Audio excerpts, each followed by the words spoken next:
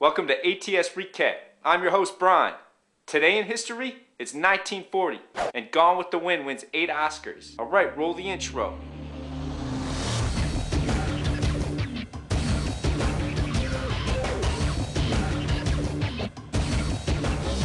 Asala brings us our first thread.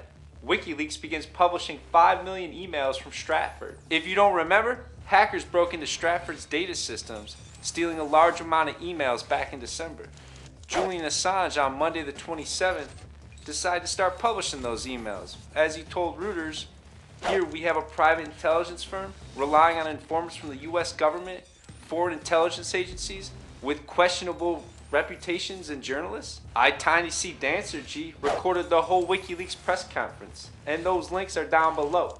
And it wouldn't be fair not to mention George Friedman produced a YouTube video for his press release. Stratford is not a government organization, nor is it affiliated with any government. The emails are private property.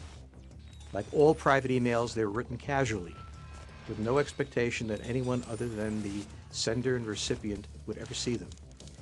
And clearly, as with my own supposed resignation letter, some of the emails may be fabricated or altered. I'm a fun guy writes, "This Stratford is a private intelligence gathering agency who will do anything to get information, including sketchy stuff, bribes, spy games, weapons, and drug trading. Why should Anonymous, a private intelligence gathering agency, not be able to gather intelligence on Stratford at all costs?" Fun fact, in 2001, it could have cost you upwards of 40 grand for a subscription to Stratford. Asala comes in with another take. Stratford's a joke, and so was WikiLeaks for taking it seriously. In an article written by Max Fisher of The Atlantic, Max writes, "Maybe what these emails actually reveal is how a Texas-based corporate research firm can get a little carried away in marketing itself as a for-hire CIA and end up fooling some overeager hackers into believing it's true." Then he goes on to add, "The group's reputation among foreign policy writers, analysts, and practitioners is poor. They are considered a punchline more often than a source of valuable information or insight." So what do you think, ATS? Is this being blown way out of proportion? Or is Stratford really a CIA-like global intelligence firm? Let me know what you think in the thread of the comments below. Real Truth is the author of our next thread.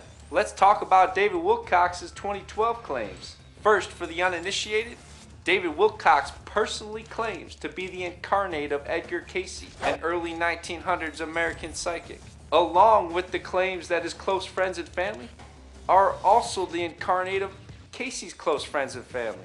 Secondly, he's not batting 1,000 with predictions. He predicted that alien disclosure would happen in 2009. Did that happen? Nope.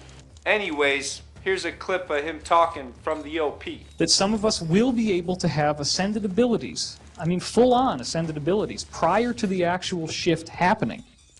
So that would be very cool, because what we're expecting after 2012 is a 100 times more harmonious utopian world where things like time travel, levitation, instant telepathy, instant healing, telekinesis are as common and as everyday as breathing.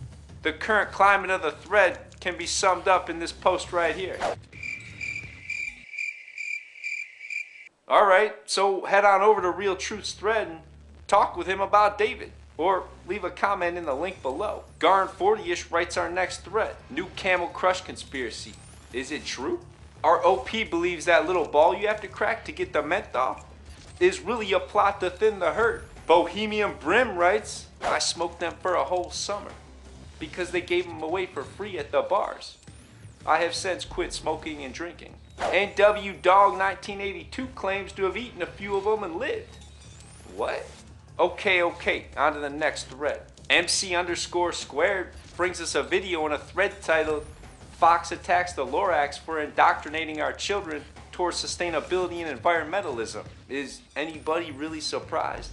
I mean, really. Well, that's the show. I hope you enjoyed today's episode. If you did, then hit that like button and subscribe to our channel. I'm also on Twitter. Again, I'm Brian with ATS Recap, signing off.